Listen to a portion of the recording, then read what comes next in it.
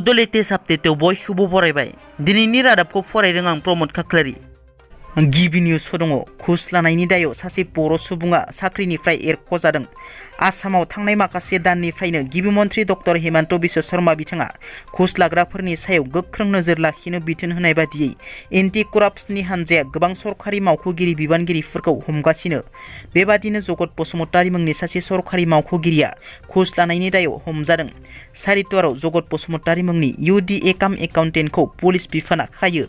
जगत बसुमतारीया सासे अंगनबादि मावथिनिफ्राय रां घुस बिनायाव पुलिस बिफाना मिथिनानै जगत बसुमतारीखौ खायो होनना मिथिनो मोननाय जादों। इन्ड'नेसियायाव फुटबल मेचखौ लानानै स्टेडियामाव हिंसायारि जाथाय सोमजिदों।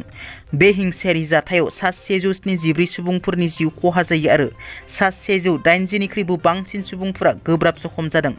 बे जाथाया इन्ड'नेसियानि मालाङाव थानाय कान्जुरुहान स्टेडियामाव थांनाय हराव फुटबल मेच सोलिबाय थानाय समावनो जादों।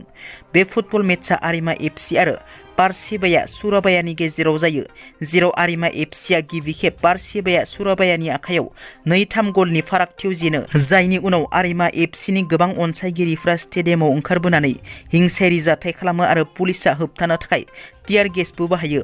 बे हिंसायारि जाथाया मोन्नैबो हानजानि सापर्टार्सफोरनि गेजेराव सोमजियो। बे जाथायनि उनाव इन्ड'नेसियानि हादरगिरि जक' विडोद'आ इन्ड'नेसियानि गासै टप लीग मेचखौ जेब्लासिम नायबिजिरनाया जोबा अब्लासिम बन्द खालामनो थाखाय बिथोन होयो। बर'आनो बर'नि सुथुर होननाया दिनै रोखा रोखा फोरमान जामारबाय नामा? थारैनो मासे उन्दुहाबना थानाय सियाल बोरायखौ फोजानानै बर'खौ बोरख्लाब फोसिगोन नामा?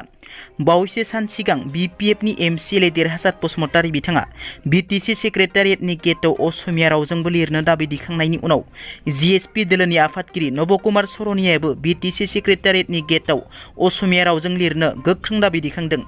नब कुमार सरनिया बिथाङा मोनसे गोलाव पस्टनि गेजेरजों BTC सेक्रेटारियेटनि गेटआव बर' आरो इंराजि रावजों लोगोसे असमिया रावजोंबो लिरनो थाखाय बिटिआरनि गाहाय प्रमद बर'निसिम गोख्रों दाबि दैखाङो। बावैसो सान सिगां NDPनि गायसनगिरि आफादगिरि बिर जोहोलाव रन्जन दैमारि बिथांनि सायाव गुवाहाटी गोजौ बिजिरसालिया दुखुनांथाव राय फोसावनायखौ लानानै गासै बर'फोरनि गोसोआव गाबखांदों आरो अर जोंखांदों आरो थाबैनो उदां अख्राङाव फैफिननायखौ हास्थायदों।